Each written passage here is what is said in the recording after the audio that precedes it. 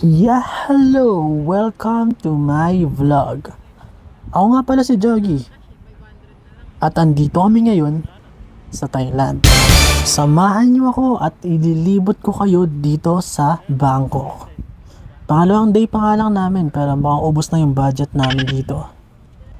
Dahil sa sobrang ganda ng mga bilihin, quality, at higit sa lahat, mura.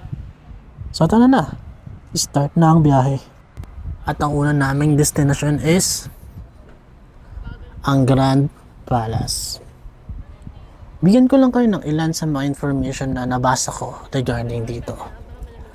Ang Grand Palace sa Bangkok ay isa sa pinakatanyag at pinakamagandang makasaysayang lugar sa Thailand. Ito ay nagsilbing opisyal na tirahan ng mga hari mula noong 1782 at patuloy na ginagamit para sa mahalagang seremonya ng bansa. Talaga namang napakaluwang ng lugar na to. Marami kayong makikita ditong mga spot na pwede nang pagpicturean. Siguro kung lilibutin nyo ng buo itong lugar na to is siguro aabutin din kayo ng oras. Napakaraming tao. Painit din siya guys dahil nung pumunta kami dito is mga around 28 to 30 degrees. Pero sulit naman yung punta nyo dahil napakaganda. Paalala ko nga lang pala sa mga gustong pumunta dito is meron silang mga dress code. And kapag papasok kayo sa loob, minsan kailangan yung tanggalin yung sapatos nyo. Bawal din kumuha ng litrato. Siguro bilang paggalang na lang din sa paniniwala or sa kultura nila. Pagpasok mo pa lang sa loob ng palasyo, mapapansin mo na agad na makikinang na gintong gusali at detalyadong disenyo ng bawat ekstruktura. Para kang napunta sa ibang panahon dahil sa engranding arkitektura at tahimik na kapaligiran. Maraming turista ang namamangha sa ganda ng lugar, lalo na sa Wat Phra Kraw, kung saan matatagpuan ng sagradong Emerald Buddha. At mag-iisang oras na nga kaming naglilibot dito. Di namin namalayan yung oras dahil nga sa dami ng makikita nyo dito. Halos lahat ng sulok at gilid sa paligid nito is pang Instagrammable yung itsura. So, marami kayong makupagkukunan ng mga picture nyo, pang profile, pang post sa Instagram. Grabe, lakas makasosyal ng bawat sulok dito. Talaga namang masasabi mong Grand Palace. May nakita nga pala kami dito na pinipilaan ng marami, kumpul-kumpul na tao. So nakitingin-tingin kami.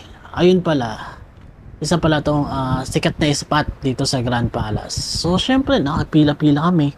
Nakapicture-picture kami. Ayan si ate, nagpapapicture din. Kung mga ilang minutes lang, pumila din kami dito. And ang next destination natin is ang Pedmark. Pagmamayari ito ni Mark Wins. Si Mark Wins nga pala isang kilalang food vlogger na naglilibot sa iba't ibang bansa para tikman at i-share ang mga lokal na pagkain. Kilala siya sa kanyang energetic na reaction lalo na sa kapag sobrang sarap ng pagkain. Tulad ng inaasahan, medyo mahaba yung pila pero mabilis lang naman. Ang pagkain nga pala dito ay isang sikat na pagkain din dito sa Thailand, ang Pad Krapao.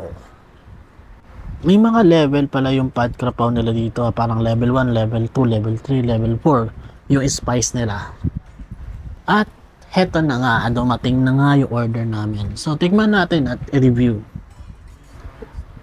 Level 1 lang pala yung kinuha kong spicy na kasi hindi naman ako ganun kahilig sa maanghang. And pag unang kagat mo pa lang or unang subo pa lang, talagang ramdam mo na yung anghang kahit level 1 lang siya. Sa mga mahihilig sa mga anghang na pagkain, sure na sure akong magugustuhan nyo to. Actually ako na hindi naman ganun kahilig pero nasarapan ko siya. So feeling ko worth it naman yung yung price nito and yung pagpila mo dito. Yung bawat kagat, ramdam mo yung lasa, malasa, juicy at punong-puno ng flavor. Makikita mo talaga na fresh yung ingredients at may puso yung pagkakaluto. Ito yung klase ng kainan na babalik-balikan mo. So ito guys, kakainin muna at uubusin muna namin to, and after nun, punta na tayo sa next destination.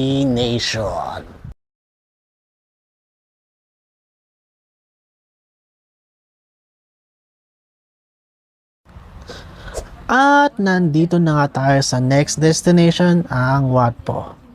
Ang Wat Po ay isa sa pinakasikat at pinakamatandang templo sa Bangkok.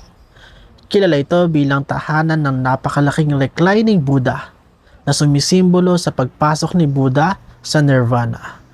Pagpasok mo sa Wat Po ay mapapansin mo agad ang tahimik at sagradong atmosphere. Napapalibutan ito ng magagandang stupa na may makulay na disenyo at detalyadong musics. Ang bawat sulok ng templo ay punong-puno ng sining at kasaysayan na nagpapakita ng mayamang kultura ng Thailand. After ng Wat Po ay tumungo na nga kami dito sa coffee station na inspired by Ghibli. Kung kayo ay mahilig sa anime or napanood nyo yung Ghibli, 100% magugustuhan nyo tong coffee shop na to. Ganito nga pala yung itsura na sa loob. Para kayong nasa loob ng train. Kasama nyo si Totoro at yung iba pang karakter sa Ghibli. Ang presyo nga pala ng drinks dito is mga nasa 180 baht. Try nyo. Lalo na kung galing kayo sa initan, tapos pumasok kayo dito, sure, marerelax kayo. Dahil chill lang yung vibes dito sa coffee shop na to.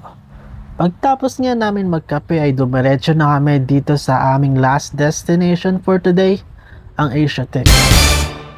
Dito mo matatagpuan yung Ferris wheel nila, yung isa sa dinadayo dito na Sky Flyer. Ayan, yung umiikot-ikot na yan. Piruin nyo, nasa tuktok pa yan ng building, tapos dadalhin pa kayo sa mas tuktok pa. So pinag-iisipan ko kung sasakyan ko ba siya or hindi. Pero bago ang lahat, libutin muna natin to.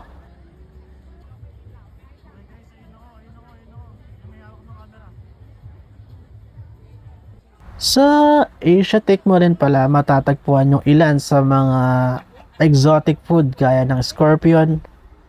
And dito mo rin makikita yung malaking miniso. Napakaraming tinda dito. And mura din ang miniso nila. Dito rin matatagpuan yung Jurassic Park. Yung maraming dinosaur. Ayan, tulad yan. At ito na nga ang Sky Flyer. Tara na at subukan natin. Bawal daw yung phone sa loob, kaya kung ako sa inyo, magdala kayo ng action cam or kung ano mang pang video nyo, pero bawal yung phone. Ganito yung tsura niya. Ayan. Hindi ko na na-picturean or na-video sa taas dahil bawal nga daw yung cellphone ko. And dun na nga nagtatapos ang ating vlog for today. Salamat sa panonood.